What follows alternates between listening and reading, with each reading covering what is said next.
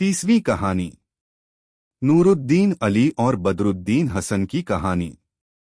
मंत्री जाफर ने कहा कि पहले जमाने में मिस्र देश में एक बड़ा प्रतापी और न्यायप्रिय बादशाह था। वह इतना शक्तिशाली था कि आस पड़ोस के राजा उससे डरते थे। उसका मंत्री बड़ा शासन कुशल, न्यायप्रिय और काव्य आदि कई कलाओं और विधाओं में पारंगत था। मंत्री के 2 सुंदर पुत्र थे जो उसी की भांति गुणवान थे। बड़े का नाम शमसुद्दीन मोहम्मद था और छोटे का नूरुद्दीन अली। जब मंत्री का देहांत हुआ तो बादशाह ने उसके दोनों पुत्रों को बुलाकर कहा कि तुम्हारे पिता के मरने से मुझे भी बड़ा दुख है। अब मैं तुम दोनों को उनकी जगह नियुक्त करता हूँ, तुम मिलकर मंत्रिपद संभालो। दोनों ने सिर झुकाकर उसका आदेश माना। 1 मास पर्यंत अपने पिता का शोक करने के बाद दोनों राज दरबार में गए। दोनों मिलकर काम करते थे। जब बादशाह आखेट के लिए जाता तो बारी बारी से हर एक को अपने साथ ले जाता और दूसरा राजधानी में रहकर शासन कार्य को देखता। एक शाम को जब दूसरी सुबह को बड़ा भाई बादशाह के साथ शिकार पर जाने वाला था, दोनों भाई आमोद प्रमोद कर रहे थे। हंसी हंसी में बड़े भाई ने कहा कि हम दोनों एक मत होकर इतना बड़ा राज्य चलाते हैं, हम क्यों न ऐसा करें कि एक ही दिन संभ्रांत परिवारों की सुशील कन्याओं से विवाह करें। तुम्हारी क्या राय है? छोटे ने कहा कि मैं आपकी आज्ञा से बाहर नहीं हूं, जैसा आप कहेंगे वैसा ही होगा। दोनों को मद्यपान से नशा भी आ रहा था। बड़े भाई ने कहा, सिर्फ एक रात में शादी होना ही काफी नहीं है। हमारी पत्नियों को भी एक ही रात में गर्भ रहना चाहिए। छोटे ने हंसकर कहा कि वह भी हो जाएगा। फिर बड़े ने कहा कि हमारी संतानें भी एक ही दिन जन्मे और तुम्हारे यहाँ पुत्र हो, मेरे यहाँ पुत्री हो। छोटे ने कहा, बहुत अच्छी बात है। बड़े ने कहा कि जब तुम्हारा बेटा और मेरी बेटी बड़े हो जाएं, उनका विवाह भी कर दिया जाए, क्योंकि शुरू से साथ साथ रहेंगे तो उन्हें एक दूसरे से प्रेम हो ही जाएगा। छोटे भाई ने कहा, इससे अच्छी क्या बात हो सकती है कि मेरे बेटे के साथ आपकी बेटी की शादी हो। बड़े ने कहा, लेकिन एक शर्त है। मैं शादी में तुमसे दहेज भरपूर लूंगा। इसमें 9,000 अशर्फिया नकद, 3 गांव और दुल्हन की सेवा के लिए 3 दासियां। छोटे ने मजाक को बढ़ाते हुए कहा, यह आप कैसी बातें कर रहे हैं? हम दोनों की पदवी बराबर है। फिर लड़के वाला दहेज कहाँ देता है? वह तो दहेज लेता है। आपको चाहिए कि आप शादी में भरपूर दहेज मुझे दें, न कि मुझसे दहेज लें। यद्यपि मजाक ही हो रहा था, किंतु बड़ा भाई अत्यंत क्रोधी स्वभाव का था। वह बिगड़कर बोला, तुम समझते हो कि तुम्हारा बेटा मान सम्मान में मेरी बेटी से अधिक होगा। मैं तो आशा करता था कि तुम मेरी बेटी की मान प्रतिष्ठा करोगे, लेकिन मालूम होता है तुम उसका बड़ा अपमान करोगे। दोनों भाई नशे में थे। यह बेकार बहस थी, क्योंकि शादी किसी की नहीं हुई थी और संभावित पुत्र और पुत्री के विवाह के दहेज का झगड़ा हो रहा था। लेकिन बहस बढ़ती ही गई और हास परिहास से गंभीर रूप ले बैठी। अंत में बड़े ने कहा, सवेरा होने दे। मैं तुझे बादशाह के सामने ले जाकर दंड दिलाऊंगा, तब तुझे मालूम होगा कि बड़े भाई से गुस्ताखी करने का क्या फल होता है। यह कहकर वह अपने शयन कक्ष में चला गया। छोटा भी अपने कमरे में आकर अपने पलंग पर लेट गया, किंतु उसे रात भर नींद न आई। वह गुस्से में जलता भुनता रहा और सोचता रहा कि यह भाई जो मजाक की बात पर भी इस तरह बात करता है, कोई गंभीर बात पैदा होने पर क्या करेगा। दूसरे दिन सुबह शमसुद्दीन मोहम्मद तो बादशाह के साथ शिकार पर चला गया और इधर छोटे भाई ने बहुत से रत्नाभूषण आदि एक मजबूत खच्चर पर लादे बहुत सा खाने पीने का सामान रखा और शहर छोड़कर चल दिया।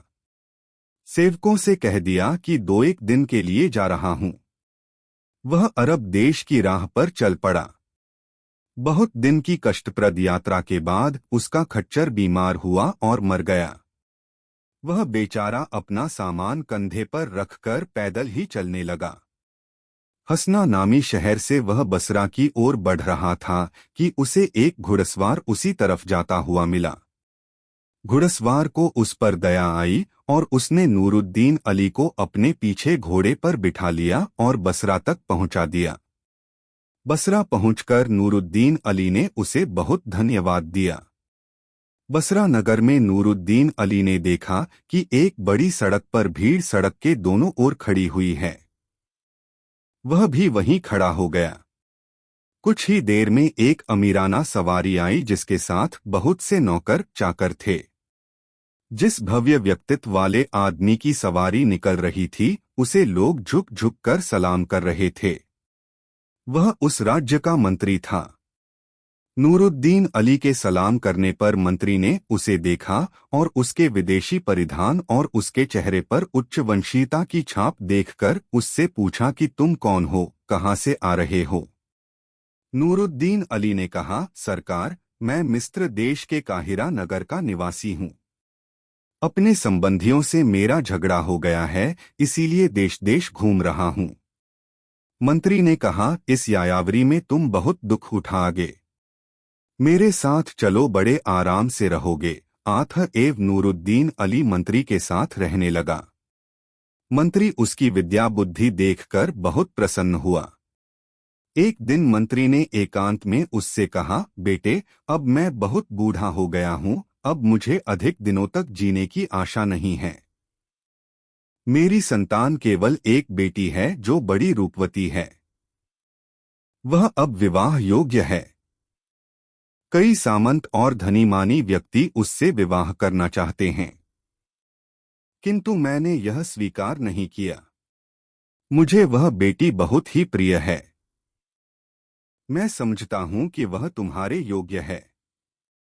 अगर तुम्हें कोई आपत्ति नहीं तो मैं तुम्हारे साथ उसका विवाह बादशाह से अनुमति लेकर कर दूं और साथ ही मंत्री पद के लिए तुम्हें अपना उत्तराधिकारी बनाऊं और सारी संपत्ति भी तुम्हारे नाम कर दूं। नूरुद्दीन अली ने कहा, मैं आपको अपना बुजुर्ग मानता हूं, जो कुछ आपका आदेश होगा मैं वैसा ही करूंगा। मंत्री ने उसकी स्वीकृति पाई तो बहुत खुश हुआ। उसने विवाह की तैयारियां शुरू कर दी और नगर निवासियों में से खास खास लोगों को यह बात बताने के लिए बुलाया। जब सब लोग एकत्र हुए तो नूरुद्दीन अली ने अलग ले जाकर मंत्री से कहा, मैंने अपने कुटुंब के बारे में अभी तक किसी को कुछ नहीं बताया। अब यह बताता हूँ। मेरे पिता मिस्र के बादशाह के मंत्री थे। हम दो भाई हैं। दूसरा भाई मुझसे बड़ा है। मेरे पिता की मृत्यु के उपरांत बादशाह ने हम दोनों भाइयों को उनका कार्यभार दे दिया। हम कुछ समय तक शासन कार्य विधिपूर्वक करते रहे। एक दिन मेरी अपने बड़े भाई के साथ एक बात पर बहस हो गई। उसने मुझसे ऐसे कटु शब्द कहे कि मैंने देश छोड़ दिया। मंत्री ने जब यह वृत्तांत सुना तो और भी प्रसन्न हुआ। उसने सोचा कि यह तो बहुत अच्छी बात है कि यह भी मंत्री का बेटा निकला। उसने एकत्र हुए नागरिकों से कहा, मैं एक बात में आपकी सलाह लेना चाहता हूं। मेरा एक भाई मिस्र के बादशाह का मंत्री है। उसके केवल एक पुत्र है। उसने मिस्र में अपने बेटे का विवाह न करना चाहा और उसे यहाँ मेरे पास भेज दिया ताकि मैं उसका विवाह करके उसे अपने पास रखूं। आप क्या कहते हैं? सभी ने एक स्वर से कहा कि बहुत ही अच्छी बात है, भगवान वर वधू को चिरायु करे। मंत्री ने सब लोगों को भोजन कराया और रस्मी तौर पर शादी की मिठाई बांटी। काजी ने आकर विवाह संपन्न किया। फिर सब लोग मंत्री के घर से विदा हो गए। मंत्री ने सेवकों को आज्ञा दी कि नूरुद्दीन को स्नान कराओ। स्नान के बाद नूरुद्दीन अपने मामूली कपड़े ही पहनना चाहता था, किंतु मंत्री के सेवकों ने उसे वे रत्नजड़ित मूल्यवान वस्त्र पहनाए जो मंत्री ने इस अवसर के लिए भेजे थे। उसके शरीर और वस्त्रों पर नाना प्रकार की सुगंध भी लगाई और उसका अन्य साज श्रृंगार किया। फिर नूरुद्दीन अली अपने श्वसुर यानी मंत्री के पास गया। मंत्री उसे देखकर प्रसन्न हुआ, प्यार से उसे अपने पास बिठाया। फिर उसने पूछा, तुम मित्र के मंत्री के बेटे हो, फिर भी तुमने परदेश में रहना पसंद किया। ऐसी क्या बात हो गई थी कि तुम दोनों भाइयों की ऐसी ठनी कि तुम्हें देश छोड़ने का निर्णय लेना पड़ा? अब तुम मेरे दामाद हो, हम एक हो गए हैं। अब तुम्हें मुझसे कोई भेद छुपाना नहीं चाहिए। तुम साफ बताओ कि घर क्यों छोड़ा। नूरुद्दीन अली ने उसे सविस्तार बताया कि किस तरह हंसी हंसी में पैदा हुई एक बात कटु विवाद का रूप ले बैठी। मंत्री यह वृत्तांत सुनकर बहुत हंसा और बोला, सिर्फ इतनी सी बात पर तुम अपने भाई से अलग हो गए और अपना देश छोड़ बैठे। बेकार बात थी कि तुम्हारा और तुम्हारे भाई का एक साथ विवाह होता, एक साथ संतानें होती, तुम्हारे यहाँ पुत्र और उसके यहाँ पुत्री होती और उनके विवाह में दहेज का प्रश्न उठता। लेकिन हाँ, तुम्हारे भाई की ज्यादती थी कि हंसी हंसी में होने वाली बात को खींचकर इतना कटु बना दिया। तुम्हारा देशत्याग समझदारी की बात तो नहीं थी, किंतु मेरे सौभाग्य से यह सब हो गया। खैर, अब यहाँ समय न लगा, अपनी दुल्हन के पास जाओ, वह तुम्हारी प्रतीक्षा कर रही है। नूरुद्दीन अली उसकी आज्ञा मानकर अपनी पत्नी के पास चला गया। इधर मिस्र में उस दिन की कहासुनी के 1 महीने बाद जब बड़ा भाई शमसुद्दीन मोहम्मद शिकार से वापस आया तो उसे सेवकों ने बताया कि उसका भाई 2 दिन के लिए जाने को कहकर वापस नहीं लौटा। शमसुद्दीन मोहम्मद को इस पर बड़ा खेद हुआ, क्योंकि उसने समझ लिया कि नूरुद्दीन अली मेरे कटु वचनों से क्रुद्ध होकर किसी दिशा में निकल गया है। उसने चारों ओर उसकी तलाश में आदमी भिजवाए जो दमिश्क और हलब तक हो आए, किंतु उसे न खोज सके क्योंकि वह तो बसरा में था। अंत में शमसुद्दीन निराश होकर बैठा रहा। उसने समझ लिया कि नूरुद्दीन जीवित नहीं है। फिर शमसुद्दीन मोहम्मद ने विवाह किया। संयोग से उसका विवाह उसी दिन और उसी समय पर हुआ जब नूरुद्दीन का विवाह बसरा में हो रहा था। इससे भी अजीब बात थी कि 9 महीनों के बाद एक ही दिन नूरुद्दीन अली के घर में पुत्र और शमसुद्दीन मोहम्मद के यहाँ कन्या का जन्म हुआ। नूरुद्दीन के पुत्र का नाम बदरुद्दीन हसन रखा गया। बसरा का मंत्री नाती के जन्म पर बहुत ही प्रसन्न हुआ। उसने बहुत बड़ा समारोह किया और अच्छी तरह सेवकों को इनाम और फकीरों को भिक्षा दी। फिर कुछ दिन बाद वह नूरुद्दीन अली को शाही दरबार में ले गया और बादशाह से निवेदन किया कि मेरी जगह मेरे दामाद को मंत्री बना दीजिए। वह पहले भी कई बार उसे दरबार में ले गया था और बादशाह नूरुद्दीन की बुद्धि और चातुर्य से प्रभावित था। अतएव उसने बगैर किसी हिचक के नूरुद्दीन अली को अपना मंत्री बना दिया। पुराना मंत्री यानी नूरुद्दीन का ससुर यह देखकर अत्यंत प्रसन्न हुआ कि नूरुद्दीन अली में इतनी प्रबंध कुशलता है और वह ऐसी न्यायप्रियता और मृदुल स्वभाव से काम करता है कि राजा प्रजा सभी का प्रिय हो गया है। 4 वर्षों के बाद अवकाश प्राप्त मंत्री बीमार होकर मर गया। नूरुद्दीन अली ने उसका बड़ा मातम किया और सारे मृतक संस्कार अच्छी तरह से किए। बदरुद्दीन हसन जब 7 वर्ष का हुआ तो उसके पिता ने उसका विद्यारंभ कराया और बड़े बड़े विद्वानों को उसका शिक्षक नियुक्त किया। बदरुद्दीन ऐसा कुशाग्र बुद्धि था कि कुछ ही समय में उसने पूरा कुरान कंठस्थ कर लिया। 12 बरस का हुआ तो उसने सारी प्रचलित विद्याएं अच्छी तरह पढ़ लीं। वह अत्यंत सुंदर और सुशील भी था। जो भी उसे देखता उसकी प्रशंसा करते नहीं अघाता था। एक दिन नूरुद्दीन अली अपने पुत्र को राजदरबार में ले गया। बदरुद्दीन ने बादशाह को ऐसे विधिपूर्वक प्रणाम किया और उसके प्रश्नों का इतनी बुद्धिमानी से उत्तर दिया कि बादशाह बहुत खुश हुआ। उसने बदरुद्दीन को इनाम-ए-इकराम भी दिया। नूरुद्दीन अपने पुत्र के प्रशिक्षण पर बहुत ध्यान दिया करता था और बराबर उसे ऐसी बातें सिखाता था जिससे बेटे को लाभ हो और वह संसार में उच्च पद के योग्य सिद्ध हो। इसी तरह कई वर्ष निकल गए। फिर नूरुद्दीन बीमार पड़ गया। किसी इलाज से वह ठीक ही नहीं होता था और उसकी बीमारी बढ़ती चली जाती थी। अपना अंत समय आया देखकर उसने बदरुद्दीन को अपने निकट बुलाकर उपदेश दिया, बेटे, यह जीवन नश्वर है और संसार असार है। तुम मेरे मरने पर दुख न करना और भगवान की इच्छा समझकर संतोष करना। हमारे खानदान के लोग ऐसा ही करते हैं और जिन अध्यापकों ने तुम्हें पढ़ाया है उनका भी यही कहना था। अब मैं जो कहता हूँ उसे ध्यान से सुनो। मुझे आशा है कि मैं जैसा कहूँगा वैसा ही तुम करोगे। मैं वास्तव में मिस्र देश का निवासी हूँ। मेरे पिता वहाँ के बादशाह के मंत्री थे।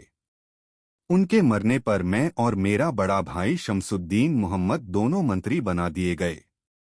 मेरा बड़ा भाई अब तक वहाँ का मंत्री है, लेकिन मैं किसी कारण से यहाँ चला आया। फिर उसने एक छोटे कलमदान से एक कागज निकालकर बेटे को दिया और कहा, फुर्सत से इसे पढ़ना। इसमें तुम्हें सारा हाल मिलेगा। मेरे विवाह और अपने जन्म की तिथियां भी तुम इसमें लिखी पाओगे। यह कहकर नूरुद्दीन अली बेहोश हो गया। बदरुद्दीन को पिता की मृत्यु निकट देखकर बड़ा रंज हुआ। वह रोने पीटने लगा, लेकिन बदरुद्दीन को कुछ देर बाद होश आया। उसने बेटे से कहा, अब मैं कुछ देर ही का मेहमान हूँ। मैं इस अंतिम समय पर तुम्हें कुछ उपदेश कर रहा हूँ जिन्हें तुम हमेशा याद रखना। पहली बात तो यह कि किसी से बहुत घनिष्ठ मित्रता न करना, न अपने भेद किसी से कहना। दूसरी यह कि किसी व्यक्ति पर अत्याचार न करना, क्योंकि अच्छी तरह समझ लेना चाहिए कि यह दुनिया लेन देन की जगह है। जैसी भलाई बुराई तुम करोगे वैसा ही तुम्हें बदला मिलेगा। तीसरी बात यह है कि कभी ऐसी बात मुंह से न निकालना जिससे तुम्हें बाद में लज्जित होना पड़े। और यह भी याद रखो कि बहुत बोलने वाला आदमी हमेशा लज्जित होता है, और जो कम बोलता है और सोच समझ कर बोलता है उसे लज्जा नहीं उठानी पड़ती, क्योंकि गंभीरता से आदमी का मान बढ़ता है और उसके प्राणों को भी खतरा नहीं होता, और बकवासी आदमी ऊटपटांग बातें करके मुसीबत उठाता है। चौथी बात यह है कि मद्यपान कभी न करना, क्योंकि मदिरा बुद्धि को भ्रष्ट कर देती है। पांचवी बात यह है कि हाथ रोक कर खर्च करना और मितव्ययिता को हमेशा अपना सिद्धांत बनाए रखना।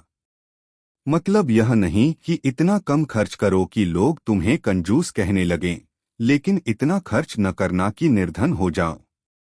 जो धनवान होता है उसे 1000 दोस्त घेरे रहते हैं, मगर जब पैसा नहीं रहता तो कोई बात भी नहीं पूछता। नूरुद्दीन अली इस प्रकार अपने पुत्र को जीवन के लिए उपयोगी बातें अपने अंतिम श्वास तक बताता रहा। जब वह मर गया तो बदरुद्दीन ने बड़े समारोह पूर्वक गमी की सारी रस्में की। इतना कहने के बाद रानी शहजाद ने बादशाह शहरयार से कहा कि यहाँ तक कहानी सुनकर खलीफा हारून रशीद बहुत प्रसन्न हुआ, इसलिए मंत्री जाफर ने कथा को आगे बढ़ाया। उसने कहा कि बदरुद्दीन ने, जिसे बसरा में जन्म लेने के कारण लोग बसराई कहने लगे थे, उस देश की रीति के अनुसार 1 महीने तक घर में बैठकर पिता की मृत्यु का मातम किया। इस पर बादशाह को आपत्ति ही क्या होती, किंतु बदरुद्दीन को बाप के मरने का इतना शोक हुआ कि इसके बाद भी दरबार में न गया। जब दूसरा महीना भी बीत गया तो बादशाह को बड़ा क्रोध आया। उसने बदरुद्दीन हसन के बजाय दूसरे व्यक्ति को मंत्री नियुक्त कर दिया और एक दिन नए मंत्री को आज्ञा दी कि पुराने मंत्री की जमीन जायदाद जब्त कर लो और बदरुद्दीन हसन को गिरफ्तार करके मेरे सामने लाओ। नया मंत्री सिपाहियों की एक टुकड़ी लेकर बदरुद्दीन के घर की ओर चला। बदरुद्दीन के एक गुलाम ने यह देख लिया और वह दौड़कर अपने स्वामी के निकट गया और उसके पांवों पर गिरकर उसके वस्त्रों को चूमकर बोला कि आप तुरंत घर छोड़ दें। बदरुद्दीन ने पूछा कि आखिर बात क्या है। गुलाम ने कहा कि अधिक कुछ कहने सुनने का अवसर नहीं है। बादशाह ने आपकी संपत्ति जब्त करने और आपको गिरफ्तार करने का आदेश दिया है और नया मंत्री राजमहल से सिपाही लेकर चल चुका है। बदरुद्दीन यह सुनकर घबरा गया और बोला कि मैं कुछ रत्न और रुपया पैसा तो ले लूं। गुलाम ने कहा कि कुछ न लीजिए, सिर्फ अपनी जान लेकर निकल जाइए, क्योंकि मंत्री का किसी क्षण भी इस मकान में प्रवेश हो सकता है। यह सुनकर बदरुद्दीन पैदल जा रहा था, इसलिए उसके कब्रिस्तान पहुंचते पहुंचते सूरज डूब गया। वह अपने पिता की उस लंबी चौड़ी कब्र पर पहुंचा जहां वह दफन था। यह कब्र नूरुद्दीन ने अपने जीवन काल ही में अपने लिए बनवा ली थी। वह कब्र पर जाकर बैठा ही था कि उसकी एक यहूदी व्यापारी से भेंट हुई। यहूदी ने बदरुद्दीन को पहचाना और कहा कि आप यहाँ रात में कैसे आए। बदरुद्दीन ने कहा कि मैंने स्वप्न में अपने पिता को देखा था, जो नाराज होकर मुझसे कह रहे थे कि तू मुझे बिल्कुल भूल गया और मुझे दफन करने के बाद मेरी कब्र पर भी नहीं आया। इसीलिए मैं परेशान होकर तुरंत ही घर से चल पड़ा और यहाँ पहुँच गया। इसीलिए मैंने कोई सेवक आदि भी अपने साथ नहीं लिया। यहूदी को उसकी बात पर विश्वास न हुआ और वह समझ गया कि बदरुद्दीन पर कोई मुसीबत आई है। उसने कहा, आपको शायद नहीं मालूम कि आपके पिता ने व्यापार में भी पैसा लगाया था। कई जहाज़ों पर उनका हजारों दीनार का माल लदा हुआ है और वे जहाज व्यापार यात्राओं पर हैं। आपके पिता मुझ पर बड़े कृपालु थे और मैं अपने को उनका सेवक समझता था। अब उस माल के मालिक आप हैं। चाहे तो अपने पहले जहाज के माल को मेरे हाथ बेच दे, मैं उसे 6000 मुद्राओं से खरीदने के लिए तैयार हूं। बदरुद्दीन के पास तो कानी कौड़ी न थी। उसने इन मुद्राओं को भगवान की देन समझा और सौदा मंजूर कर लिया। यहूदी ने कहा, अच्छी तरह सोच लीजिए, 6000 मुद्राएं देकर मैं आपके पहले जहाज के माल का स्वामी हो जाऊंगा, चाहे माल कितने ही का हो। क्या आप यह सौदा पूरी रजामंदी से कर रहे हैं? बदरुद्दीन ने कहा, हाँ, मैं पूरी रजामंदी से माल बेच रहा हूं। यहूदी ने कहा, मालिक, मैं आपके ऊपर पूरा विश्वास करता हूं, किंतु दूसरों को दिखाने के लिए जरूरी है कि आप यह क्रय पत्र लिखित रूप में मुझे दें। यह कहकर उसने कमर से बंधा हुआ कलमदान निकाला। बदरुद्दीन ने लिखकर दे दिया, मैं बसरा पहुंचने वाले अपने पहले जहाज का माल इसहाक यहूदी के हाथ 6000 मुद्राओं में बेचता हूं। यह लिखकर नीचे हस्ताक्षर कर दिए। यहूदी ने वह कागज लिया और बदरुद्दीन को 6000 मुद्राओं की थैली देकर चला गया। बदरुद्दीन अब अपने पिता की कब्र से लिपटकर अपने दुर्भाग्य पर रोने लगा और बहुत देर तक रोता रहा, यहाँ तक कि रोते रोते सो गया। इसी अरसे में एक जिन्न उधर घूमता फिरता आ निकला। बदरुद्दीन का सुंदर रूप देखकर उसे बड़ा आश्चर्य हुआ। उसने इतना सुंदर कोई मनुष्य नहीं देखा था। उसे देर तक देखने के बाद वह आकाश में पहुंचा और एक परी से कहा कि जमीन पर मेरे साथ चलो। मैं वहां पर एक कब्रिस्तान में एक कब्र पर रोता हुआ ऐसा आदमी दिखाऊंगा जिसकी सुंदरता पर तुम भी मोहित हो जाओगी। परी ने स्वीकार किया। दोनों जमीन पर आए और जिन्न ने सोते हुए बदरुद्दीन की ओर उंगली उठाकर कहा, ऐसा सुंदर मनुष्य कहीं देखा है। परी ने बदरुद्दीन को गौर से देखा और बोली, वास्तव में यह अत्यंत रूपवान है, किंतु मैं काहिरा में जो मिस्र की राजधानी है एक विचित्र बात देखकर आई हूँ। यदि तुम उसे जानना चाहो तो बताऊं। जिन्न ने कहा, जरूर बताओ। परी बोली, मिस्र के बादशाह का एक मंत्री है जिसका नाम शमसुद्दीन मोहम्मद है। उसकी एक 20 बरस की पुत्री है जो अतीव सुंदरी है। बादशाह ने उसके रूप की प्रशंसा सुनकर मंत्री से कहा कि उस कन्या का विवाह मेरे साथ कर दो। मंत्री ने हाथ जोड़कर कहा कि महाराज, मुझे इस अनुग्रह से क्षमा करें। कारण पूछने पर उसने कहा कि मेरा छोटा भाई नूरुद्दीन अली भी मेरे साथ आपका मंत्री था। वह बहुत दिन हुए घर छोड़कर चला गया। सुना है कि वह बसरा का मंत्री हो गया था और अब जीवित भी नहीं है।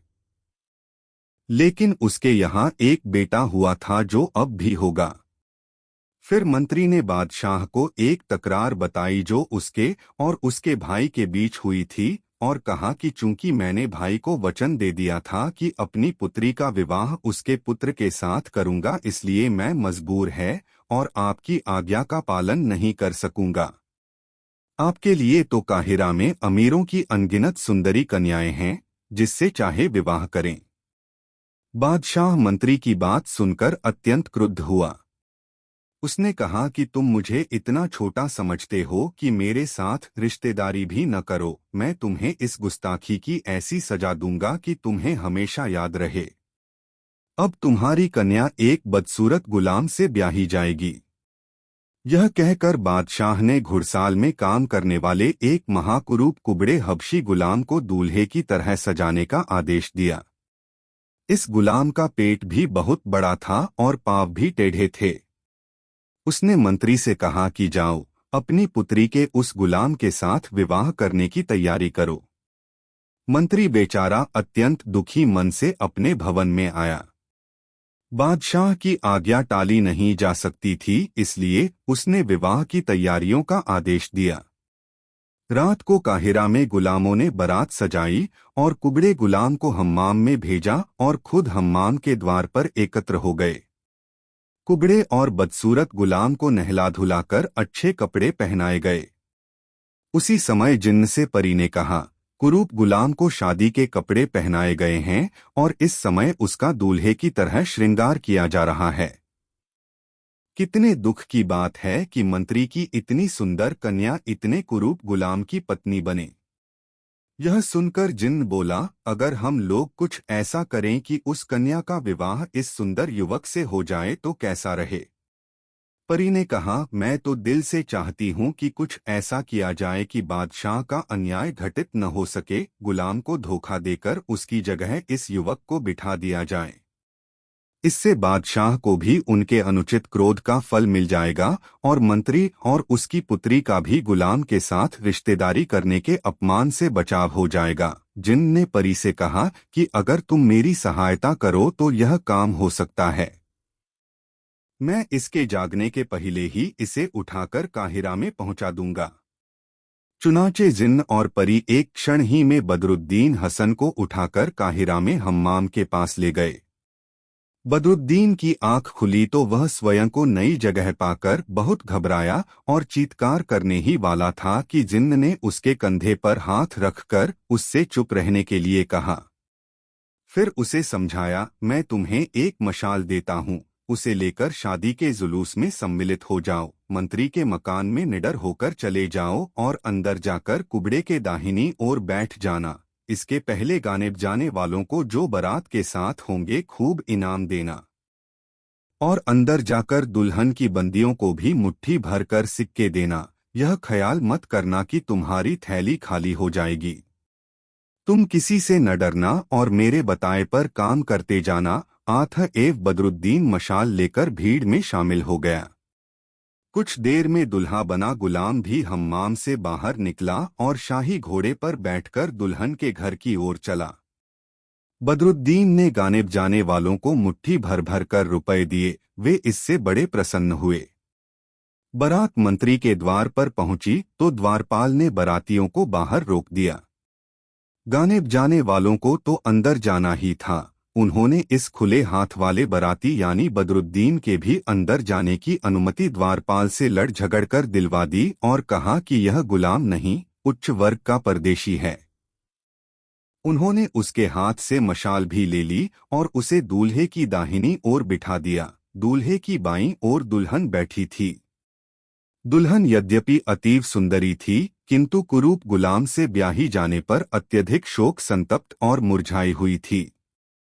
कुछ क्षण में दुल्हन की बांदियां हाथ में मशाले लेकर आई। उनके साथ काहिरा की अन्य स्त्रियां भी थीं। वे सब कहने लगीं कि इस कुबड़े की तरफ देखा भी नहीं जाता। हम लोग तो अपनी सुंदरी दुल्हन का हाथ इस सजीले जवान को देंगे जो उसके पास बैठा है। उन्होंने इस बात का भी ख्याल न किया कि बादशाह की आज्ञा से गुलाम का विवाह हो रहा है और ऐसी बातें करने पर उन्हें दंड मिल सकता है। उन्होंने ऐसा शोरगुल किया कि गाने जाने की आवाजें तक दब गई। कुछ देर में फिर गाना बजाना शुरू हो गया। रात भर यह रागरंग चलता रहा। डोमिनियो ने 7 प्रकार के राग गाए और प्रत्येक राग पर दुल्हन को एक नया जोड़ा पहनाया गया। जोड़े बदलने के बाद दुल्हन ने गुलाम को घृणापूर्वक देखा और उसके पास से उठकर अपनी सहेलियों के साथ बदरुद्दीन के समीप जा बैठी। बदरुद्दीन ने जिन्न के आदेशानुसार बांदियों आदि को मुट्ठी भर भर इनाम देना शुरू किया और मुट्ठी भर भर सिक्के उछालने भी शुरू किए। स्त्रियां एक दूसरे से लड़झगड़ कर सिक्के उठाने लगीं और बदरुद्दीन की ओर प्रशंसा के भाव से देखने लगीं और उसे आशीर्वाद देने लगीं। वे एक दूसरे को इशारे से बता रही थीं कि यह सुंदर युवक ही दुल्हन के लायक है, यह कुबड़ा गुलाम उसके लायक नहीं है। महल के अन्य सेवकों में भी यह बात होने लगी। कुबड़े की कान में कुछ तो भनक पड़ी, किंतु वह साफ न सुन सका क्योंकि गाने बजाने की आवाज भी ऊंची थी और सामने तरह तरह के तमाशे भी हो रहे थे। दुल्हन जब सारे जोड़े बदल चुकी तो गाना बजाना बंद हो गया। अब सेवकों ने बदरुद्दीन को उठने का इशारा किया। वह उठकर खड़ा हो गया। अब सारे लोग उस कक्ष से बाहर चले गए और दुल्हन भी अपनी सहेलियों के साथ अपने भवन चली गई। वहां उसे सेविकाओं ने सोने के समय के कपड़े पहना दिए। इस कक्ष में गुलाम और बदरुद्दीन ही रह गए। गुलाम ने क्रुद्ध दृष्टि से बदरुद्दीन को देखकर कहा, अब तेरा यहाँ क्या काम है? क्यों खड़ा है यहाँ? जाता क्यों नहीं? वह बेचारा घबराकर बाहर जाने को हुआ, किंतु परी और जिन्न ने, जो अदृश्य रूप से वहां मौजूद थे, उससे कहा कि तुम बाहर न जाओ, हम लोग इस कुबड़े ही को भगा देंगे और तुम दुल्हन के कमरे में चले जाना। परी और जिन्न के आश्वासन पर बदरुद्दीन वहीं पर रुका रहा। उसकी जगह कुबड़े को ही भागना पड़ा। हुआ यह कि जिन्न ने बिल्ली का रूप धारण कर लिया और वह बिल्ली कुबड़े को तेज नजरों से देखने लगी। कुबड़े ने डपटकर और हाथ फटकार कर भगाना चाहा, मगर वह बिल्ली भयानक रूप से गुर्राने लगी और अंगारे जैसी लाल आंखों से देखने लगी। साथ ही उसने अपना आकार बढ़ाना शुरू किया और गधे जितनी हो गई। अब कुबड़ा घबराया और भागने को तैयार हुआ। बिल्ली ने और आकार बढ़ाया और भैंस जैसी हो गई और गरज कर बोली, ठहर कमीने, तू जा कहाँ रहा है? तेरा अंत निकट है। कुबड़ा गुलाम डर के मारे जमीन पर गिर पड़ा। उसने कपड़ों से मुंह छिपा लिया और कहा, भैंसे जी महाराज, मुझसे कसूर हुआ है। भैंसा बना हुआ जिन्न बोला, तेरा यह साहस कि मेरी प्रेसी से विवाह रचाएं। कुबड़े ने कहा, मालिक मुझे क्षमा करें, मुझे मालूम नहीं था कि मंत्री की कन्या आपकी प्रेमिका है। भैंसा बोला, अच्छा तेरी जान नहीं लूंगा, लेकिन जैसा कहूँ वैसा कर। तू इसी तरह आंखें बंद करके रात भर यहाँ रह और जब सवेरा हो जाए तो भाग जाना। इधर मुड़ कर भी नहीं देखना, वरना मैं सींगों से तेरा पेट फाड़ डालूंगा। वह भैंसा मनुष्य के रूप में आ गया। उसने कुबड़े को सिर के बल दीवार के सहारे खड़ा कर दिया और कहा, अगर तुमने रात में कभी हिलने डुलने की कोशिश की तो तुझे इसी दीवार से रगड़कर खत्म कर दूंगा। फिर परी और जिन्न वहां से चले गए। इधर बदरुद्दीन हंसी खुशी से दुल्हन के भवन पहुंचा। वहां एक वृद्धा परिचारिका उसे देखकर बड़ी प्रसन्न हुई और बोली, बड़ा अच्छा हुआ कि कुबड़े की जगह तुम आए। अब तुम इस कमरे में जाओ जहां दुल्हन तुम्हारी प्रतीक्षा में है। उसके साथ रात भर आनंद करना। फिर वह बदरुद्दीन को कमरे में भेजकर बाहर से कमरा बंद करके चली गई। मंत्री की पुत्री ने उससे पूछा कि तुम तो मेरे पति के साथी हो, यहाँ कैसे आए? बदरुद्दीन ने कहा, मैं तुम्हारे पति का साथी नहीं, स्वयं तुम्हारा पति हूँ। बादशाह की आदत हंसी मजाक करने की है, इसलिए उसने कुबड़े की बारात सजाई थी, किंतु वास्तव में उसने तुम्हारे साथ मेरी शादी करवाई है। उस कुबड़े से सभी हंसी ठट्ठा करते हैं, सो बादशाह ने भी किया। वह वापस घुड़साल में काम करने के लिए भेज दिया गया है। तुम इत्मीनान रखो, वह अब कभी तुम्हें सूरत नहीं दिखाएगा, मंत्री की पुत्री जो पहले बड़ी उदास थी अपने पति को देखकर बड़ी प्रसन्न हुई। वह कहने लगी, मैं तो दुख और चिंता के मारे मरी जा रही थी, ऐसे कुरूप कुबड़े के साथ जीवन कैसे कटेगा। भगवान का लाख लाख धन्यवाद है कि उसने मुझे कुबड़े से बचाकर तुम जैसा पति दिया है। यह कहकर वह बदरुद्दीन से लिपट गई। बदरुद्दीन भी उसके रूप और प्रेम को देखकर भावविभोर हो गया। उसने अपनी पगड़ी और थैली एक चौकी पर रखा और भारी पोशाक उतार दी। सोते समय पहनने वाली टोपी, एक मिर्जई और तंग मुहरी का पाजामा ही उसके बदन पर रहा। ज्ञातव्य हो कि इतना खर्च करने पर भी उसकी थैली जिन्न के जादू के कारण भरी की भरी रही थी। शयनकाल के वस्त्र पहनकर बदरुद्दीन अपनी दुल्हन को बगल में लेकर सो रहा। रात में जिन्न और परी फिर आए। अब उन्हें शरारत सूझी। उन्होंने तय किया कि बदरुद्दीन को जैसे सोते में बसरा से काहिरा लाए थे वैसे ही कहीं और पहुंचा दिया जाए। चुनाचे उन्होंने उसे उठाकर दमिश्क नगर की जामा मस्जिद के बाहर लिटा दिया। फिर दोनों वहां से चले गए। सवेरे अजान की आवाज सुनकर दमिश्कवासी जब नमाज पढ़ने आए तो सीढ़ियों पर बदरुद्दीन को सोया देखकर ताज्जुब में पड़े कि यह कौन है और यहाँ क्यों सो रहा है। कोई कहता है कि रात में अपनी पत्नी से लड़झगड़ कर आ गया है और इतना गुस्से में था कि रात के पहनने वाले कपड़े भी नहीं बदले। किसी ने कहा यह बात नहीं है, यह रात को बहुत देर तक शराब पीता रहा है और घर का रास्ता भूलकर लड़खड़ाता हुआ यहाँ आया और गिर कर सो गया। इसी प्रकार वे लोग भांति भांति की अटकलें लगाने लगे क्योंकि किसी को पता नहीं था कि वह कौन है और क्यों पड़ा है। बदरुद्दीन कुछ तो सवेरे की ठंडी हवा से और कुछ चारों ओर घिरे लोगों की आवाज से जाग गया और अपने को अपरिचित जगह एक मस्जिद के सामने देखकर बड़े आश्चर्य में पड़ा और उसने लोगों से पूछा कि यह कौन सी जगह है और मैं यहाँ कैसे आया। लोगों ने कहा, भाई यह तो हम लोग भी सोच रहे हैं कि तू कौन है और यहाँ कैसे आया। तुझे तो यह भी नहीं मालूम है कि यह कौन सी जगह है। यह दमिश्क का नगर है और यह यहाँ की जामा मस्जिद है। बदरुद्दीन ने कहा, बड़े आश्चर्य की बात है कि कल रात में काहिरा में सोया था और आज सुबह दमिश्क में पहुंच गया। उसकी बात सुनकर लोगों ने समझा कि यह पागल है और उसकी जवानी और खूबसूरती को देखकर उसके उन्मादग्रस्त होने पर खेद प्रकट करने लगे।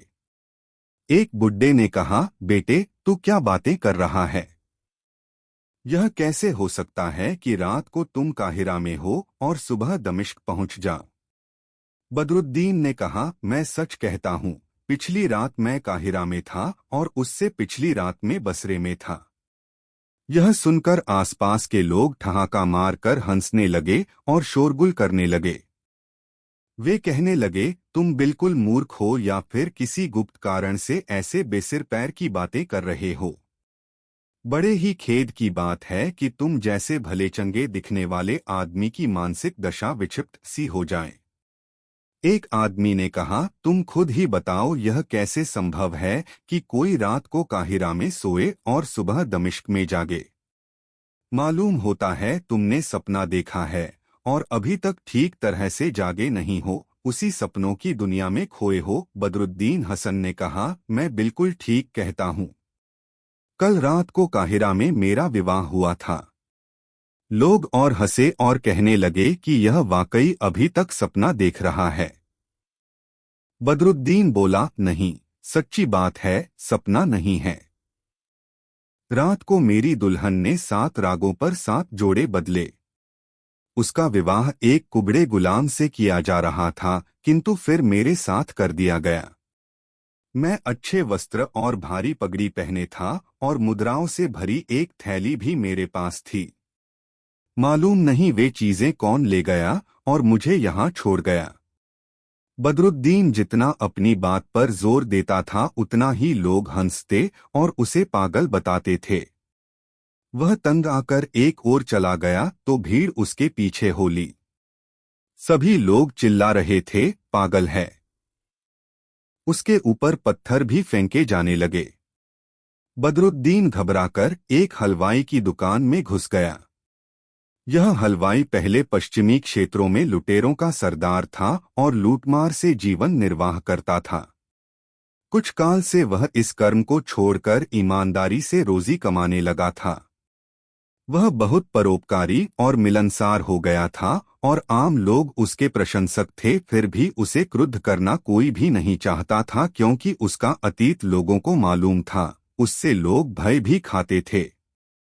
हलवाई ने सबको डांटड़पट कर भगा दिया और बदरुद्दीन से पूछा कि क्या बात है। उसने फिर अपना पूरा हाल बताया तो हलवाई ने कहा, तुम बड़े समझदार लगते हो, लेकिन यह कहानी अब और किसी से न कहना, वरना लोग तुम्हें पागल ही कर छोड़ेंगे। मेरे कोई संतान नहीं है। मैं तुम्हें गोद ले लूंगा और जब तुम मेरे दत्तक पुत्र बन जाओगे तो तुम्हें छेड़ने का किसी को साहस नहीं रहेगा। बदरुद्दीन को अपने वर्ग से नीचे के आदमी का दत्तक पुत्र बनने के विचार से दुख तो हुआ, लेकिन और कोई चारा भी नहीं था। इसलिए उसने हलवाई की बात मान ली। हलवाई ने उसे अच्छे कपड़े पहनाए और मित्रों और संबंधियों को बुलाकर गोद लेने की रस्म पूरी कर दी। काजी के सामने भी कार्यवाही हो गई। बदरुद्दीन ने हलवाई का काम सीखा और हसन हलवाई के नाम से मशहूर हो गया। उधर काहिरा में क्या हुआ यह भी सुनिए। मंत्री शमसुद्दीन की पुत्री जब सवेरे सोकर उठी तो उसने अपने पति को अपने पास न पाया। वह समझी कि वह शौच आदि के लिए गया होगा और वह उसकी प्रतीक्षा करने लगी।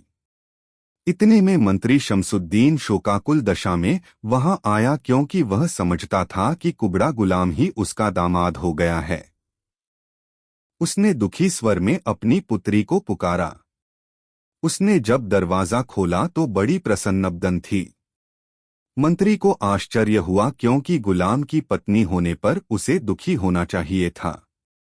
उसने पूछा, तुम इतनी खुश कैसे हो? मैं तो सोचता था तुम रो रही होगी। लड़की बोली, पिताजी, मेरा विवाह कुरूप कुबड़े के साथ नहीं हुआ, बल्कि एक अति रूपवान नवयुवक के साथ हुआ है।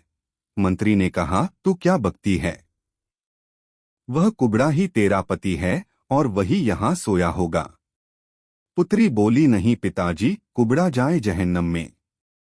मेरा पति तो काली भवों वाला और बड़ी बड़ी आंखों वाला सजीला जवान है। अभी वह शौच आदि के लिए गया है। वही इस कमरे में होगा, आप स्वयं उसे देखेंगे। सोया था। अभी वापस आता मंत्री चक्कर में पड़ा कि यह सजीला जवान कहाँ से आ गया। वह उसे महल में ढूंढने लगा, लेकिन वह कहीं न मिला। हाँ, उसने एक कमरे में यह जरूर देखा कि कुबड़ा गुलाम सर के बल दीवार से सहारे खड़ा है। मंत्री ने उससे पूछा कि तुम्हें इस प्रकार किसने खड़ा किया? कुबड़ा उसकी आवाज पहचान कर भी वैसे ही उल्टा खड़ा रहा और बोला, आपको मेरे साथ ऐसा क्रूर परिहास नहीं करना चाहिए था। आप जानते थे कि भैंसा बना हुआ जिन्न आपकी पुत्री का प्रेमी है, तो मुझे दामाद बनाने के लिए क्यों कहा? मंत्री ने कहा, तू पागल तो नहीं हो गया है कि ऐसी उटपटांग बातें कर रहा है? कुबड़े ने कहा, नहीं, मैं सच कह रहा हूं। सुबह होने तक मैं हिल भी नहीं सकता, वरना जिन्न मुझे मार डालेगा। आप जानना ही चाहते हैं तो सुनिए। रात को एक काली बिल्ली मुझे आकर डराने लगी। मैंने उसे भगाया तो वह बड़ी होने लगी और कुछ देर में भैंसा बन गई। उसने बताया कि वह आपकी पुत्री का प्रेमी है। उसने मुझे इस प्रकार खड़ा कर दिया और कहा कि सुबह से पहले अपनी जगह से हिले तो मार डालूंगा। मंत्री यह बेसिर पैर की कहानी सुनकर ऊब गया। उसने गुलाम को सीधा खड़ा कर दिया। गुलाम सिर पर पाँव रखकर भागा और पीछे निगाह भी नहीं की। वह सीधा राजमहल में गया और बादशाह के पांवों पर गिर पड़ा। बादशाह के पूछने पर उसने रात का अपना सारा अनुभव बताया। बादशाह यह सब सुनकर बहुत हंसा। इधर मंत्री अपनी पुत्री के पास फिर गया और बोला, तुम जिसे अपना पति कहती हो वह तो महल में कहीं नहीं मिला। तुम झूठ बोल रही हो। पुत्री ने कहा, मैं बिल्कुल सच कहती हूँ। आपको मेरी बात पर विश्वास न हो तो यह चौकी पर रखे हुए कपड़े और यह पगड़ी देखिए। यह चीजें मेरे पति की हैं। सोने के पहले उसने कपड़े उतार कर यहाँ रख दिए थे। मंत्री ने पगड़ी को देखा और जान गया कि ऐसी पगड़ी मोसिल के मंत्रीगण पहना करते हैं। उसने पगड़ी को उलट पलट कर देखा तो उसमें से कपड़े में लिपटी हुई कोई चीज गिरी। उसे खोल कर देखा तो उसमें एक लंबा पत्र था। यह वह अंतिम पत्र था जो नूरुद्दीन अली ने अपने पुत्र को लिखा था और बदरुद्दीन उसे हमेशा अपनी पगड़ी में सुरक्षापूर्वक रखता था। मंत्री को सिक्कों से भरी एक थैली भी वहां मिली जिसके अंदर इसहाक यहूदी का लिखा हुआ कागज था कि 6,000 मुद्राओं में मैंने बदरुद्दीन के जहाज का माल खरीद लिया है। शमसुद्दीन यह सब चीजें पाकर गश खा गया। थोड़ी देर में सचेत होने पर वह बोला, बेटी तुम ठीक ही कहती हो और तुम्हारी प्रसन्नता भी उचित है। तुम्हारा पति तुम्हारा चचेरा भाई है। यह कहकर वह अपने भाई के हाथ के लिखे पत्र को बार बार चूमने और भाई को याद करके रोने लगा। उक्त पत्र में नूरुद्दीन ने सविस्तार लिखा था कि वह कब बसरा पहुंचा, कब उसका विवाह हुआ और कब उसका पुत्र बदरुद्दीन पैदा हुआ। शमसुद्दीन को यह देखकर आश्चर्य हुआ कि नूरुद्दीन का और उसका विवाह एक ही दिन हुआ था और उसकी पुत्री और बदरुद्दीन का जन्म भी एक ही दिन हुआ था। पहले मजाक में कही हुई बातों के ठीक निकलने पर उसे बड़ा आश्चर्य हुआ। वह तुरंत ही पगड़ी और पत्र लेकर बादशाह के सम्मुख गया और सारा हाल विस्तारपूर्वक बताया। बादशाह को भी आश्चर्य हुआ और उसने आदेश दिया कि यह सारी बातें उसकी इतिहास पुस्तक में लिखी जाएं। मंत्री ने बदरुद्दीन के आने की 1 सप्ताह तक प्रतीक्षा की। फिर उसने काहिरा नगर में उसकी खोज की। बदरुद्दीन कहीं न मिला। इससे मंत्री को अत्यंत दुख हुआ। उसने बदरुद्दीन की सारी चीजें सुरक्षापूर्वक संदूक में रखीं, बल्कि विवाह के समय प्रयुक्त सारे कमरों को वहां की हर चीज जैसी की तैसी रखकर ताला डलवा दिया। मंत्री की पुत्री को कुछ दिन बाद मालूम हुआ कि उसे गर्भ रह गया। 9 महीने बाद उसने एक पुत्र को जन्म दिया। वह पुत्र अत्यंत सुंदर था। उसके नाना ने उसकी सेवा के लिए बहुत से नौकर चाकर रखे। उसका नाम रखा गया अजब।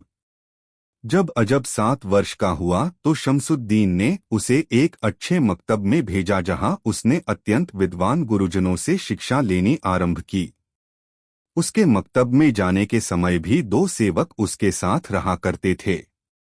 अजब को अपने ऐश्वर्य का बड़ा घमंड हो गया क्योंकि उसके सभी सहपाठी उससे सामाजिक और आर्थिक दृष्टि से निम्न स्तर के थे। इसलिए वह अक्सर उन्हें मारा पीटा करता था और गालियां देता रहता था।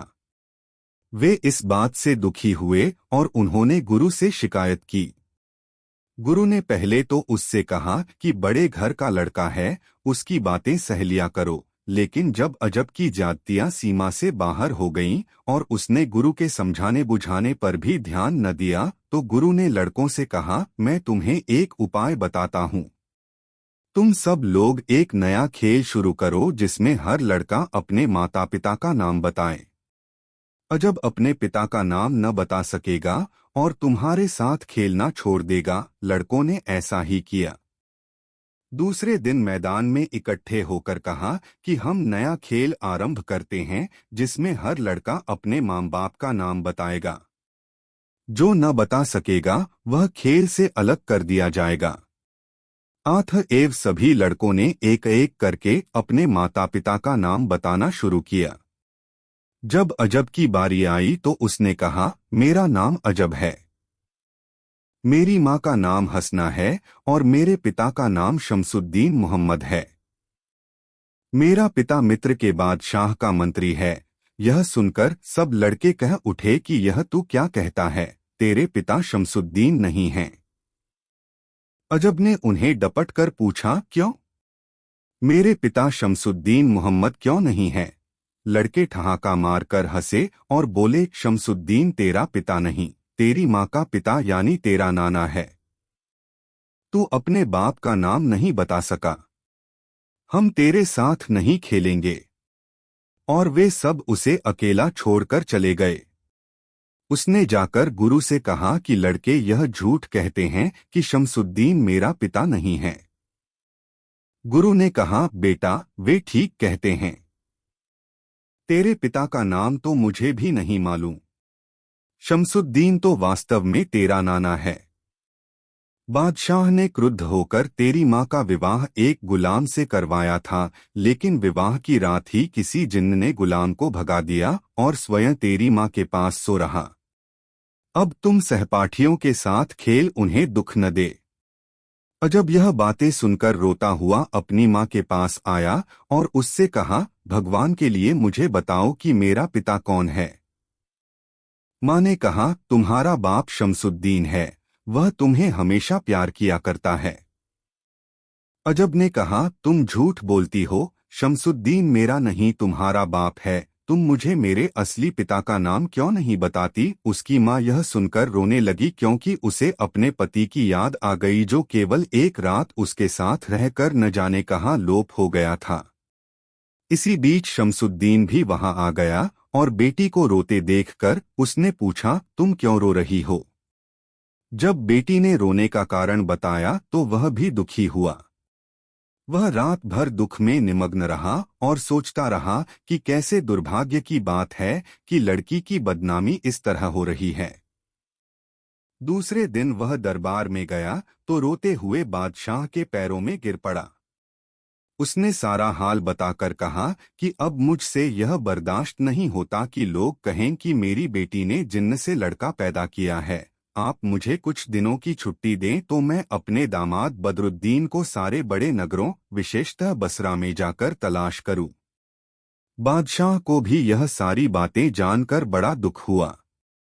उसने न केवल मंत्री की छुट्टी मंजूर कर ली बल्कि हर जगह के बादशाहों के नाम पत्र और अपने हाकिमों के नाम आदेश लिखवाकर शमसुद्दीन को दे दिया।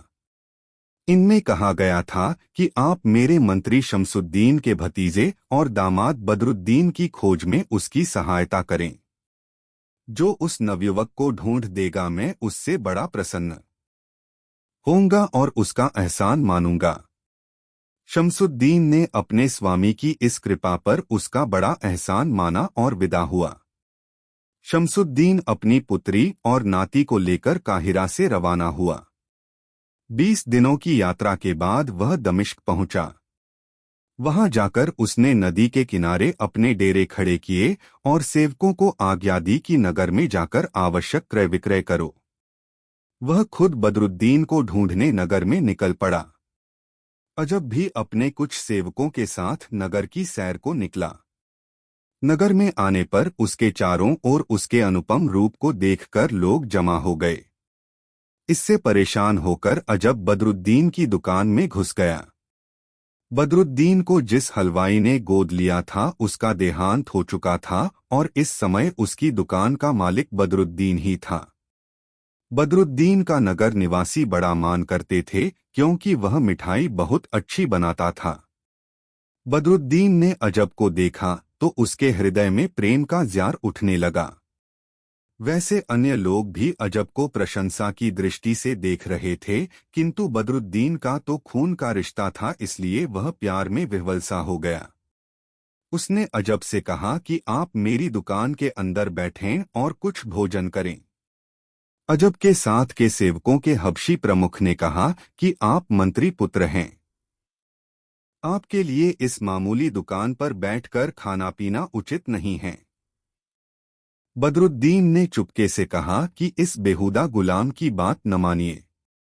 साथ ही उसने प्रमुख सेवक की भी खुशामद की और उसकी प्रशंसा में एक गीत गाया जिसका तात्पर्य यह था कि तुम ऊपर से काले लगते हो लेकिन तुम्हारा मन अत्यंत स्वच्छ है। उसने हबशी जाति की प्रशंसा में भी गीत गाए और सेवक से कहा कि मैं कवि हूँ, तुम्हारी तारीफ में कसीदा, प्रशस्ति काव्य लिखूंगा। हबशी सेवक यह सुनकर प्रसन्न हुआ और उसने अजब को अंदर ले जाकर बिठा दिया। अब बदरुद्दीन ने कहा कि मेरी दुकान की मलाई सब जगह प्रसिद्ध है। मैंने मलाई जमाने का गुर अपनी माता से सीखा है और उसके और मेरे सिवाय ऐसी मलाई कोई नहीं जमा सकता है। मेरी मलाई दूर दूर जाती है और आप भी इसे खाकर बहुत प्रसन्न होंगे।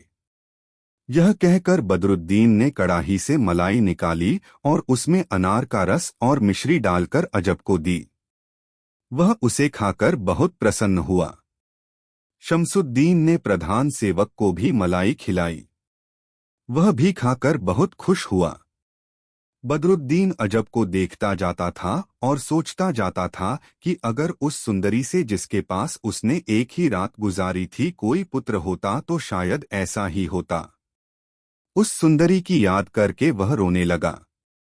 फिर उसने अजब से पूछा कि आप दमिश्क में कैसे आए। अजब जवाब देने ही वाला था कि गुलाम ने कहा कि अब यहाँ नहीं ठहरिए, बहुत देर हो गई है। आपकी माँ आपकी प्रतीक्षा कर रही होंगी। यह सुनकर अजब दुकान से उठकर चल दिया। बदरुद्दीन को उसका अचानक जाना बर्दाश्त नहीं हुआ। वह अपनी दुकान बंद करके उसके पीछे चलने लगा। जब नगर के द्वार पर पहुंचा तो अजब के सेवकों के सरदार ने बदरुद्दीन से डपट कर पूछा कि तुम हमारे पीछे क्यों लगे आते हो। उसने अजब से भी कहा कि मैंने आपसे इसीलिए दुकान में न जाने को कहा था कि यह लोग मुंह लगाने योग्य नहीं होते। बदरुद्दीन ने कहा कि मैं तुम्हारे पीछे नहीं लगा हूं, मुझे उधर कुछ काम है। अजब ने भी अपने सेवक से कहा कि वह अपने काम से जा रहा है, इसे जाने दो, तुम किसी को कहीं आने जाने से कैसे रोक सकते हो। लेकिन जब अजब अपने खेमे के पास पहुंचा और उसने मुड़कर देखा तो बदरुद्दीन को कुछ पीछे चलते पाया। अब वह डरा कि नाना को मालूम होगा कि मैंने इस हलवाई की मलाई खाई है तो वे नाराज होंगे। उसने घबराहट में एक पत्थर उठाया और खींचकर बदरुद्दीन की ओर फेंका और जल्दी से अपने खेमे में घुस गया। अजब का फेंका हुआ पत्थर बदरुद्दीन के माथे पर लगा और उसका माथा लहूलुहान हो गया। उसे बड़ा पश्चाताप हुआ कि मैं तो अपना कामकाज छोड़कर इस लड़के के प्रेम में यहाँ तक आया और उसे मेरा कोई न ख्याल हुआ बल्कि पत्थर मारकर उसने मुझे घायल कर दिया। उसने अपनी दुकान पर आकर घाव की मरहम पट्टी की और अपने मामूली काम काज में लग गया।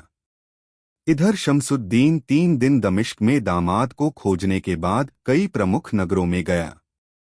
इनमें हलब, नारदीन, मोसल, सरवर आदि शामिल थे। अंत में वह बसरा पहुंचा और वहां के बादशाह से भेंट की। बादशाह ने उसका बड़ा आदर सत्कार किया और पूछा कि तुम यहाँ कैसे आए। शमसुद्दीन ने कहा कि मैं अपने भाई नूरुद्दीन अली के पुत्र बदरुद्दीन हसन को ढूंढने निकला हूँ। आप कुछ उसके बारे में जानते हो तो कृपा करके मुझे बताएं। बादशाह ने कहा, नूरुद्दीन मेरा मंत्री था। बहुत दिन हुए उसका देहांत हो गया और उसका पुत्र बदरुद्दीन भी बाप के मरने के 2 महीने बाद कहीं गायब हो गया। मैंने उसकी बहुत खोज कराई किंतु उसका कहीं पता नहीं चला। किंतु उसकी माँ यानी हमारे मंत्री की पत्नी अभी तक जीवित है। शमसुद्दीन बादशाह से विदा लेकर अपनी भावज के निवास स्थान की ओर चला। दूसरे दिन उसने अपनी पुत्री और दौहित्र के साथ उसके महल में प्रवेश किया। एक नाम पट्टिका पर अपने भाई का नाम सुनहरे अक्षरों में लिखा देखकर उसने उसे चुंबन दिया और सेवकों से नूरुद्दीन की विधवा के बारे में पूछा। उन्होंने बताया उसका निवास स्थान यही है, किंतु वह अक्सर अपने पति की कब्र पर पड़ी रहती है। वहां अपने पुत्र की तस्वीर देख देख कर रोती रहती है क्योंकि पुत्र भी बहुत दिनों से लापता है। वैसे इस समय वह अपने महल ही में है। सेवकों ने खबर की तो नूरुद्दीन की विधवा आई। उसको शमसुद्दीन ने अपना परिचय दिया और बताया कि तुम्हारे पुत्र और मेरी बेटी का विवाह हुआ है। उसने अपनी पुत्री और दौहित्र को भी अपनी छोटी भाभी से मिलवाया। बेचारी विधवा अपने पुत्र से मिलने की आशा ही छोड़ बैठी थी। वह बहू और पोते को देखकर अति प्रसन्न हुई और उसे आशा बंधी कि मेरा पुत्र भी जीवित होगा। बहू पोते को गले लगाकर वह रोने लगी। शमसुद्दीन ने उसे कहा कि यह समय रोने का नहीं है। सेवकों ने खबर की तो नूरुद्दीन की विधवा आई। उसको शमसुद्दीन ने अपना परिचय दिया और बताया कि तुम्हारे पुत्र और मेरी बेटी का विवाह हुआ है। उसने अपनी पुत्री और दौहित्र को भी अपनी छोटी भाभी से मिलवाया। बेचारी विधवा अपने पुत्र से मिलने की आशा ही छोड़ बैठी थी। वह बहू और पोते को देखकर अति प्रसन्न हुई और उसे आशा बंधी कि मेरा पुत्र भी जीवित होगा। बहू पोते को गले लगाकर वह रोने लगी। शमसुद्दीन ने उसे कहा कि यह समय रोने पीटने का नहीं, तुम बादशाह से अनुमति लेकर मेरे साथ मित्र देश चलो। यह कहकर उसने विस्तारपूर्वक सारी बातें बताई। नूरुद्दीन की पत्नी इस वृत्तांत को सुनकर आश्चर्य में भी पड़ी और प्रसन्न भी हुई। फिर शमसुद्दीन बादशाह के पास गया और उससे निवेदन किया, मैं अपनी भावज को अपने साथ ले जाना चाहता हूँ। बादशाह ने खुशी से यह बात मंजूर कर ली और मिस्र के बादशाह के लिए उत्तमोत्तम भेंट की वस्तुएं देकर मिस्र के मंत्री को विदा किया। शमसुद्दीन सारे लोगों को लेकर फिर दमिश्क की ओर चला। इस बाद उसने फिर नगर के बाहर डेरे डाले और अपने सेवकों और गुमाश्तों को व्यापार करने की आज्ञा देकर स्वयं वहां के बादशाह के पास पहुंचा और उसे मिस्र के बादशाह का पत्र और उसके द्वारा भेजे गए तोहफे दिए। इधर अजब ने जब देखा नाना बहुत देर के लिए गए हैं तो उसने अपने सेवकों से कहा कि मैं फिर नगर की सैर करना चाहता हूँ। सेवक अजब की माँ से अनुमति लेकर उसे ले चले। नगर में चारों ओर घूमते फिरते वे लोग दोपहर के समय बदरुद्दीन की दुकान पर पहुंचे।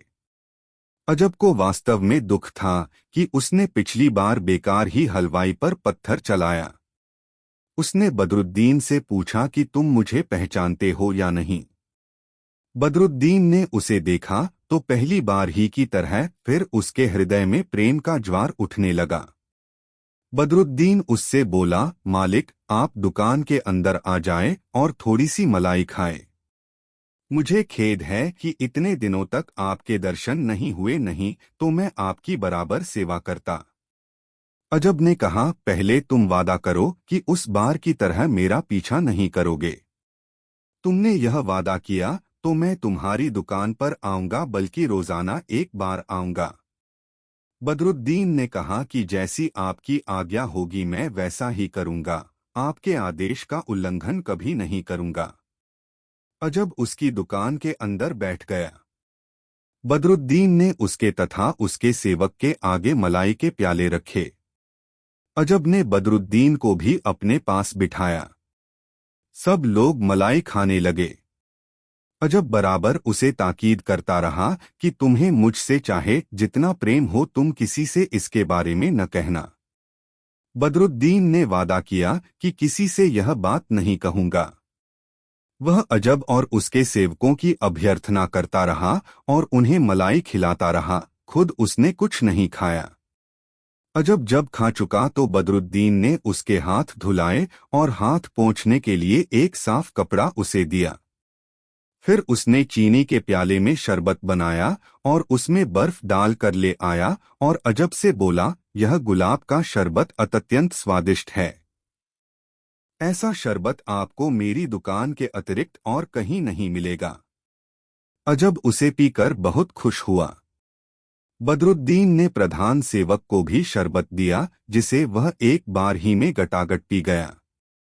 अब अजब और उसका सेवक बदरुद्दीन को धन्यवाद देकर अपने डेरे की ओर चले।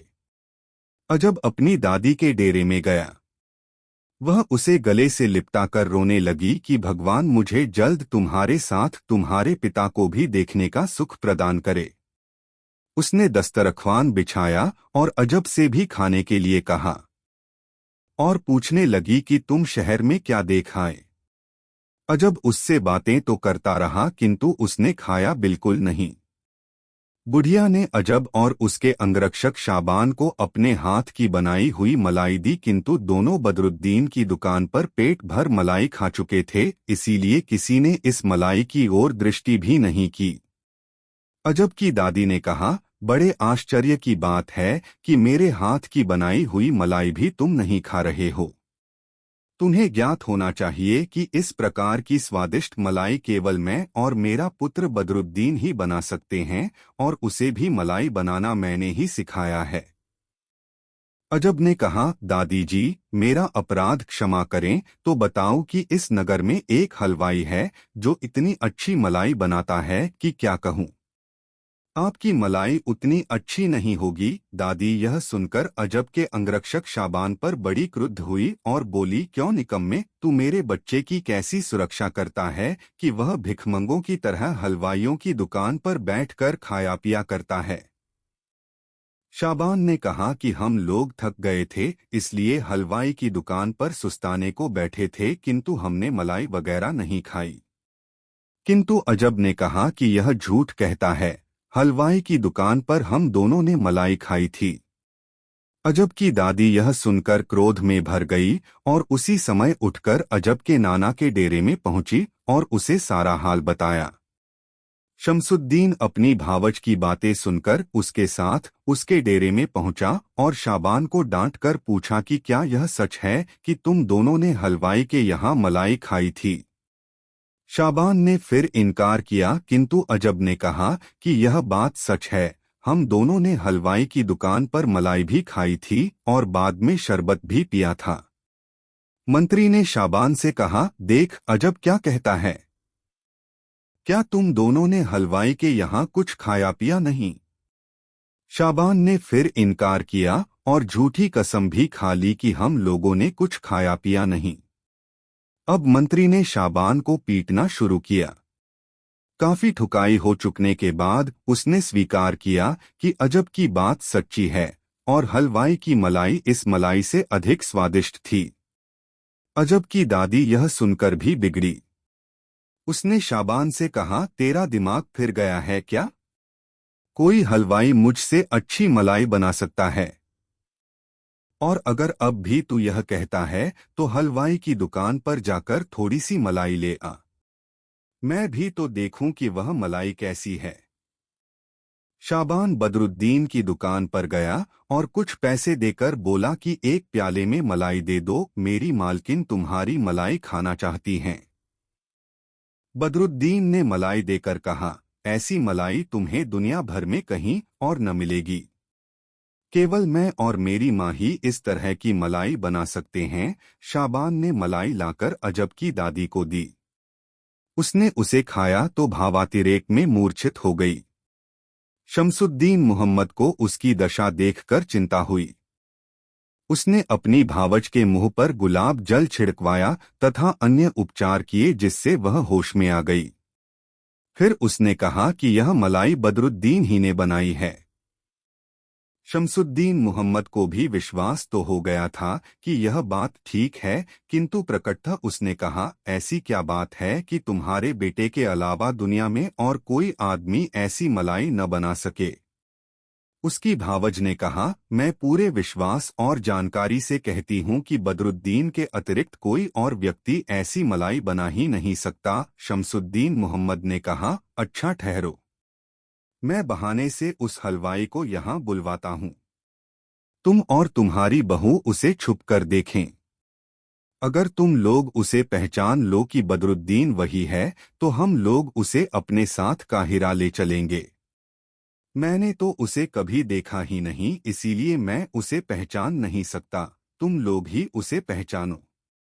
यह कहकर उसने अपने डेरे में जाकर अपने सिपाहियों को आज्ञा दी कि बदरुद्दीन की दुकान पर जाकर उसका सामान तोड़ फोड़ देना और उसे बांध कर ले आना, लेकिन खबरदार उसे मारना पीटना बिल्कुल नहीं और न और किसी तरह का दुख देना। सेवकों को यह आदेश देकर शमसुद्दीन स्वयं बादशाह की सेवा में पहुंचा और उससे कहा कि मेरा दामाद मिल गया है और उसे काहिरा ले जाने की मुझे अनुमति दें। बादशाह ने प्रसन्नतापूर्वक यह अनुमति दे दी। शमसुद्दीन ने यह भी कहा कि किसी कारणवश मैं अभी असलियत बता नहीं सकता और उसे जोर जबरदस्ती का नाटक करके ले जाना चाहता हूं। आप अपने कोतवाल और सिपाहियों को आदेश करें कि वे मेरे सिपाहियों की इस मामले में रोकटोक न करें। बादशाह ने यह भी स्वीकार कर लिया। शमसुद्दीन के सिपाही बदरुद्दीन की दुकान पर गए और उन्होंने उसके सारे बर्तन भांडे तोड़ फोड़ डाले और रस्सी के बजाय पगड़ी से उसे बांध दिया। उसने दुखी होकर पूछा कि मेरा क्या अपराध है, तो सिपाहियों ने पूछा कि मंत्री के डेरे में भेजी गई मलाई तुम्ही ने बनाई थी। उसकी स्वीकारोक्ति पर उन्होंने बगैर कुछ कहे सुने उसको दुकान से बाहर घसीट लिया। नगर निवासियों को इससे दुख हुआ। उन्होंने मंत्री के सिपाहियों को रोकना चाहा और शहर के सिपाहियों से सहायता चाही, किंतु कोई लाभ न हुआ। दोनों ओर के सिपाहियों को अपने अपने हाकिमों के आदेश थे। शमसुद्दीन के सामने बदरुद्दीन को लाया गया तो उसने रोकर पूछा कि मालिक, मैंने आपका क्या अपराध किया? शमसुद्दीन ने कहा कि क्या तुम्ही ने मेरे सेवक के हाथ मलाई बेची थी? बदरुद्दीन ने कहा कि हाँ। मंत्री बोला, तुम्हारा यही कसूर है। तुमने ऐसी वाहियात मलाई मेरे लिए भेजी, मैं तुम्हें प्राण दंड दूंगा। बदरुद्दीन ने हैरान होकर कहा कि खराब बेचने पर फांसी दी जाती है। मंत्री बोला, हमारे यहाँ यही नियम है। उधर पर्दे के पीछे से बदरुद्दीन की माँ और पत्नी ने उसे देखा तो मूर्छित हो गईं। उन्होंने चाहा कि जाकर उससे लिपट जाए, किंतु उनसे शमसुद्दीन ने पहले ही कह रखा था कि जब तक मैं न कहूँ उसके पास न जाना। दूसरे दिन शमसुद्दीन सब लोगों को लेकर मिस्र की ओर चला। बदरुद्दीन को उसने एक संदूक में बंद करके एक ऊंट पर लाद लिया। दिन भर उसे संदूक में रखकर चलता और रात को पड़ाव करने पर संदूक से बाहर निकाल देता था। इसी तरह जब चलते चलते काहिरा के पास पहुंचा तो पड़ाव डालकर मंत्री ने एक बढ़ी से कहा कि एक आदमी को फांसी चढ़ाने के लिए एक लकड़ी की टिकटी बनाओ। बदरुद्दीन ने यह देखकर पूछा कि किसे फांसी पर चढ़ाया जाएगा। मंत्री ने कहा कि कल मैं नगर में प्रवेश करूंगा और तुझे इसी टिकटी से बांधकर पूरे नगर में फिराऊंगा और तेरे आगे एक आदमी यह मुनादी करता जाएगा कि इस आदमी को इसीलिए फांसी दी जाएगी कि इसने मलाई में काली मिर्च नहीं डाली। बदरुद्दीन यह सुनकर विलाप करने लगा कि हे भगवान, मैं सिर्फ इस कसूर पर मारा जाऊंगा कि मैंने मलाई में काली मिर्च नहीं डाली। यह कहकर रानी शहरजाद ने बादशाह शहरयार से कहा कि खलीफा हारू रशीद यद्यपि गंभीर प्रकृति का था तथापि अपने मंत्री से इतनी कहानी सुनकर ठट्ठा मार मार कर हंसने लगा। बदरुद्दीन ने कहा, हे परमात्मा, यह कैसा न्याय है? कहीं ऐसा भी होता है कि केवल इतने से अपराध पर कि मलाई में काली मिर्च नहीं पड़ी किसी हलवाई की दुकान लूट ली जाए, उसे बांध कर लाया जाए और फिर उसे फांसी दे दी जाए। यह बात तो सरासर इस्लामी व्यवस्था के विरुद्ध है। धिक्कार है मुझ पर कि मैंने मलाई बनाने का धंधा किया कि इस परेशानी में पड़ा। सारे शहर में बदनाम होकर फांसी चढ़ने से बड़ी बदनामी की बात क्या हो सकती है? हे भगवान, मैं अभागा पैदा होते ही क्यों न मर गया। अब भी अच्छा है कि मुझे यूं ही मौत आ जाए, बदनामी से बचूंगा। बदरुद्दीन यही कहकर रोता चिल्लाता रहा, किंतु मंत्री ने कुछ ध्यान न दिया। कुछ ही देर में मंत्री के सामने फांसी की टिकटी पेश की गई जिसके ऊपर लोहे की सलाख लगी हुई थी। बदरुद्दीन ने उसे देखा तो बहुत घबराया और चिल्लाने लगा, मैंने न किसी की चोरी की, न किसी धार्मिक आदेश का उल्लंघन किया, न किसी की हत्या की। फिर भी मुझे सिर्फ इतनी सी बात पर प्राणदंड मिल रहा है कि मैंने मलाई में काली मिर्च नहीं डाली। मंत्री शमसुद्दीन ने उससे कहा कि रोने चिल्लाने से कुछ नहीं होगा, कल तो मैं तुझे नगर में ले जाकर फांसी पर चढ़ाऊंगा ही। यह कहकर उसने बदरुद्दीन को दोबारा संदूक में बंद करवा दिया। सुबह उसने उसे ऊंट पर लदवाया और स्वयं अपनी सवारी पर बैठकर समारोह पूर्वक अपनी राजधानी में प्रवेश किया। अपने महल में पहुंचकर उसने आज्ञा दी कि इस संदूक को उतार कर रखो, किंतु इसे खोलना नहीं। सारा असबाब घर पर रख दिया गया तो शमसुद्दीन ने अपनी बेटी को एकांत में ले जाकर उससे कहा, भगवान का लाख लाख धन्यवाद है कि तुम्हारा पति तुम्हें मिल गया है। अब तुम अपने कमरे को ठीक वैसे ही सजाओ जैसा वह तुम्हारे विवाह की रात को सजाया गया था। हर चीज ठीक उसी जगह पर होनी चाहिए जैसे उस समय पर थी। मंत्री की पुत्री ने अपने पिता के आदेशानुसार काम किया और कमरे को बिल्कुल उसी तरह सजा दिया जैसे कि वह विवाह की रात को सजाया गया था। जहां उसे कोई बात भूल गई उसने अपने पिता से पूछ ली। ठीक उसी तरह तख्त बिछाया गया और सारी मोमबत्तियां भी ठीक उसी प्रकार रखी गई। पूरा कमरा बल्कि आसपास के कमरे भी ठीक वैसे ही दिखने लगे जैसे शादी की रात को दिखते थे। शमसुद्दीन मोहम्मद ने स्वयं वहां आकर बदरुद्दीन के कपड़े और रुपयों की थैली ठीक वहीं रखी जहां से उसने उठाई थी। फिर उसने अपनी पुत्री से कहा कि तुम उसी रात की तरह सोने के कपड़े पहनो और पति के आने पर इस तरह का भाव प्रकट न करना जैसे उससे बहुत दिनों बाद मिल रही हो। ऐसा बर्ताव करना जैसे वह कभी तुमसे अलग ही नहीं हुआ था। कहानी यहाँ तक पहुंची तो सवेरा हो गया और मलिका शहरजाद चुप हो रही। बादशाह को कहानी का अंत सुनने की इतनी उत्कंठा थी कि अगली रात को उसे ठीक तरह नींद भी नहीं आई। अगली रात को अंतिम पहर में मलिका शहरजाद ने नियमानुसार कहानी प्रारंभ की। उसने कहा कि मंत्री शमसुद्दीन ने आज्ञा दी कि उस भवन में 2 या 3 दासियां ही रहें। जब एक पहर रात बीती तो मंत्री ने बदरुद्दीन को संदूक में बंद ही बंद उस भवन के समीप भिजवाया। सेवकों ने वहां उसे संदूक से निकाला तो वह लगभग अचेत था। उन्होंने जल्दी से उसे रात्रिकालीन वस्त्र मिर्जई आदि पहना दिए। फिर उसे मकान के अंदर छोड़कर उन्होंने बाहर से दरवाजे में कुंडी लगा दी। कुछ देर में बदरुद्दीन हाथ पांव फैलने से चेत हुआ तो उसने अपने को विवाह के लिए सजे हुए कमरे में पाया। उसे याद आया कि यह उसकी सुहागरात वाला कक्ष है। पास वाले कमरे को देखकर भी उसने पहचाना कि यही उस कुबड़े गुलाम के पास में बैठा था। उसका ताज्जुब और बढ़ा। 2 क्षणों के बाद उसने देखा कि उसके विवाह के वस्त्र और थैली उसी तरह वहां रखी है जैसी सुहागरात को रखी थी। इससे आश्चर्य के मारे उसका सिर चकरा गया। वह सोचने लगा कि समझ में नहीं आता कि मैं जाग रहा हूं या स्वप्न देख रहा हूं। इतने ही में उसकी पत्नी ने मसरी से सिर उठाकर कहा, प्रियतम, तुम द्वार पर क्यों खड़े हो? यहाँ पलंग पर आकर आराम करो। तुम दिन भर कहाँ रहे? आज सुबह मेरी आंख खुली तो मैंने तुम्हें पलंग पर नहीं देखा। बहुत देर तक प्रतीक्षा करने पर भी तुम न आए तो मैं दिन भर बहुत दुखी रही। खैर, अब तुम मेरे पास आओ। बदरुद्दीन को यह सुनकर बड़ा हर्ष हुआ। वह आश्चर्य और उसके बाद पैदा हुए उल्लास के कारण यह भी भूल गया कि मंत्री ने उसे कैद किया था और मृत्यु दंड दिया था। उसका चेहरा चमकने लगा और निराशा की काली छाया उसके चेहरे से हट गई। उसने देखा कि उसकी पत्नी अब भी वैसी सुंदर और मनोहारी है जैसी विवाह की रात को थी।